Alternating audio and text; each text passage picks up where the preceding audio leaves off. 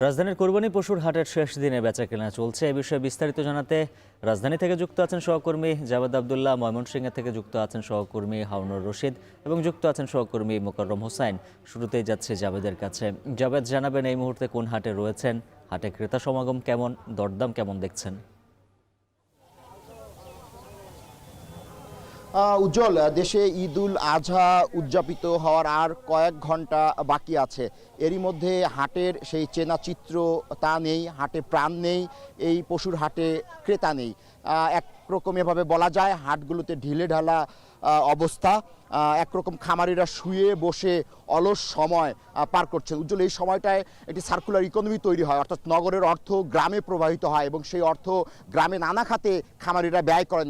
পরবর্তীতে সেই অর্থ আবার নগরে ফেরত আসে। খামারিরা ধারণা করছেন এই সার্কুলার অর্থনীতিতে একটি বড় ধাক্কা তারা এবার খেতে পারেন, অর্থাৎ আর্থিক যে ক্ষতি, সেই ক্ষতির সম্মুখীন তারা এবার হতে পারেন।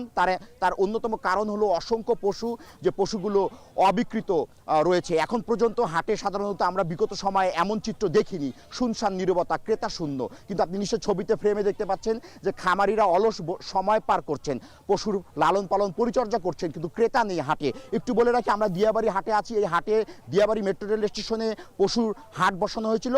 সেই হাট কিন্তু এরই মধ্যে উচ্ছেদ করেছে আইন শৃঙ্খলা বাহিনীর সদস্য ও স্থানীয় প্রশাসন। তারা বলছে যে মেট্রো রেলের স্টেশনের নিচে কোনো ধরনের পশুর হাট বসানো যাবে না। একটু হাটে ফিরে আসে, হাটের যে চিত্র সেটি আপনি এখনো দেখতে পাচ্ছেন যে অসংখ্য পশু অবিকৃত আছে। এরই মধ্যে খামারিরা, আমি কথা বলেছি অনেক খামারি এরই মধ্যে পশু নিয়ে অন্য হাটে যাচ্ছে, অর্থাৎ তারা এক হাট থেকে অন্য হাটে ঘুরে বেড়াচ্ছে। পশু বিক্রি করতে না পারার কারণে মূলত হতাশার ছাপ তাদের চোখে মুখে আমরা দেখতে পেয়েছি। তারা চিন্তা করছেন যে গরু কি তারা অল্প দামে বিক্রি করবেন না গ্রামের পানে ফিরিয়ে নিয়ে যাবেন। এর মধ্যে বলে রাখি যে উদ্বৃত্ত পশু ছিল প্রায় 22 লাখ। সেই 22 লাখ পশু উদ্বৃত্তর পাশাপাশি খামারিরা ধারণা করছেন যে এবার অসংখ্য পশু এই নগরীর হাটগুলোতে, অর্থাৎ 27টি হাট, সেই হাটগুলোতে এসেছে। এই পাশাপাশি তারা ধারণা করছে যে এবার ক্রেতা সাধারণ তুলনামূলক অন্য যে কোনো বারের তুলনায় কম। আমরা এখন চলে যাব ময়মনসিংহে, সেখানে আছেন আমাদের আরেক সহকর্মী হারুনুর রশিদ। আব্দুল্লাহ, আমরা যদি ময়মনসিংহ অঞ্চলের কোরবানির পশুর হাটের খবর একটু জানাই, শেষ সময়ে কিন্তু ক্রেতা বিক্রেতার পদচারণা একেবারেই মুখর পশুর হাটগুলো। আমরা যে জায়গাটিতে রয়েছি এটি হচ্ছে ময়মনসিংহ অঞ্চলের সবচেয়ে বড় কোরবানির পশুর হাট, মুক্তাগাছার নতুন বাজার ত্রিমোহনী পশুর হাট। এখানেও কিন্তু আমরা দেখেছি যে আজকে সকাল থেকেই যারা কোরবানির পশু বিক্রি করবেন তারা কিন্তু এই হাটে এসে জড়ো হয়েছেন এবং হাজার হাজার কোরবানির পশু কিন্তু এই মুক্তাগাছার যে ত্রিমোহনী পশুর হাট সেখানে উঠেছে এবং সকাল থেকেই কিন্তু বেচাকেনাও বেশ ভালো হচ্ছে। আমরা কয়েকজন বিক্রেতার সাথে কথা বলেছিলাম যারা বিভিন্ন এলাকা থেকে কোরবানির পশু নিয়ে এসেছেন, তাদের সাথে তারা যেটি বলেছেন যে শেষ সময়ে তারা আশানুরূপ বেচাকেনা করতে পারছেন এবং যারা ক্রেতা আছেন তারাও কিন্তু শেষ সময়ে এই কোরবানির যে পশু বেচাকেনা হচ্ছে সেগুলো তারা কিনছেন। আসলে আর আগামীকালকে ঈদ, আজকে কোরবানির পশু কেনা ছাড়া কিন্তু উপায়ও নেই, যার কারণে পশুর হাটগুলোতে মানুষের প্রচুর ভিড় আমরা দেখতে পাচ্ছি। এবং এই পশুর হাটের যে অবস্থাটি আমরা দেখতে পাচ্ছি, বিশেষ করে 80,000 থেকে 1,20,30,000 টাকা দামের যে সমস্ত কোরবানির পশু বা গরু রয়েছে সেগুলো কিন্তু বেশি বিক্রি হচ্ছে এবং সেগুলোর চাহিদাও বেশি।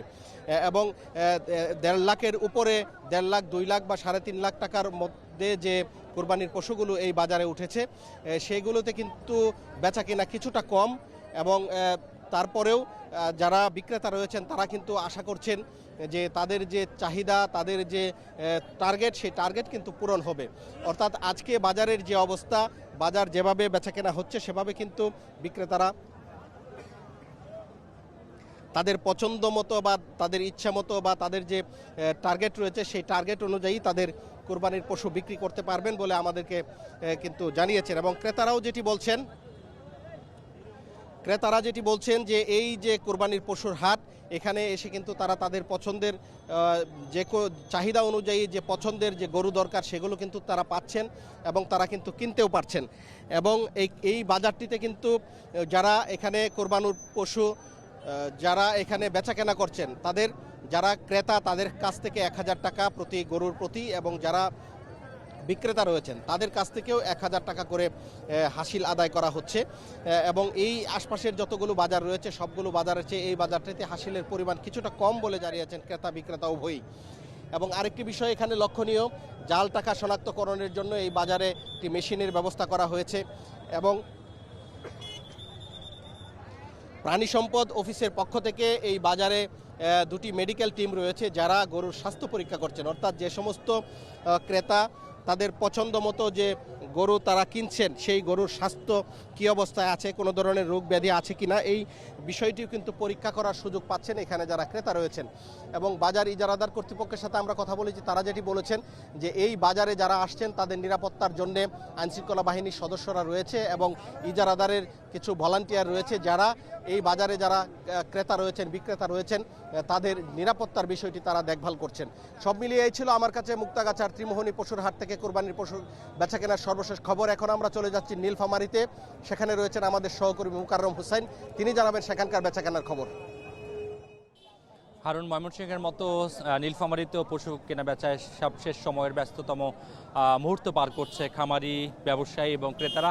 আজকে হাটের যে পরিস্থিতি, সেখানে ক্রেতা বলতে যারা এসছেন তারা মূলত ঈদের ছুটিতে, যারা রাজধানী সহ বিভিন্ন জায়গা থেকে ছুটিতে এসছেন এবং যাদের আসলে বাসায় গাভী বা গরু সংরক্ষণের পর্যাপ্ত ব্যবস্থা নেই, সেই ধরনের ক্রেতারাই কিন্তু আজকে হাটে ভিড় করছেন। কারণ একদিন বাদেই পবিত্র কুরবানি, সেই কুরবানির পশু সংগ্রহ করে একদিন তারা তাদের বাসায় রেখে পরের দিন আসলে কুরবানির জন্য তারা যাবেন। বাজারের যে পরিস্থিতি সেটি দেখা যাচ্ছে যে গত কয়েকদিনের যে বাজারের দরদাম ছিল, ক্রেতা বিক্রেতার মধ্যে মিশ্র প্রতিক্রিয়া ছিল, আজকেও তার ব্যতিক্রম নয়।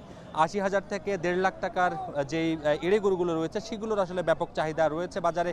একই সঙ্গে দেশীয় খামারি পর্যায়ে ছাড়া ব্যক্তি পর্যায়ে লালন পালন করা যে দেশি গরুগুলো আছে, যেগুলোকে আসলে কোনো ধরনের ইনজেকশন কিংবা কোনো ধরনের কৃত্রিমভাবে যেগুলোকে মোটাতাজাকরণ করা হয় না, সেই ধরনের গরুরও কিন্তু ব্যাপক চাহিদা রয়েছে। সেই গরুগুলো মানভেদে ৮০ থেকে ১,২০,০০০ টাকায় বিক্রি হচ্ছে। এবং বেচা কেনার যে বাজার পরিস্থিতি, সেখানে দেখা যাচ্ছে যে পরিষ্কার পরিচ্ছন্নতা সহ বাজারের সার্বিক শৃঙ্খলা বজায় রাখবার জন্য ইজারাদারদের নিজস্ব পরিচ্ছন্নতা কর্মী এবং স্বেচ্ছাসেবক রয়েছেন, তারা আসলে আইন শৃঙ্খলা পরিস্থিতি মোকাবেলার যে ভূমিকা সেটি তারা পালন করছেন। বাজারগুলোতে রাষ্ট্রীয় আইন শৃঙ্খলা বাহিনীর যে উপস্থিতি সেটি দেখা না গেলেও উত্তরের বাজারগুলোতে এখনও পর্যন্ত কোনো ধরনের অজ্ঞান পার্টির তৎপরতা কিংবা কোনো ধরনের অনাকাঙ্ক্ষিত ঘটনা এখনও পর্যন্ত ঘটেনি, যার ফলে ক্রেতা এবং বিক্রেতারা খুব স্বাচ্ছন্দ্যভাবে এই বাজারগুলো থেকে গরু কোরবানির পশু সংগ্রহ করতে পারছেন।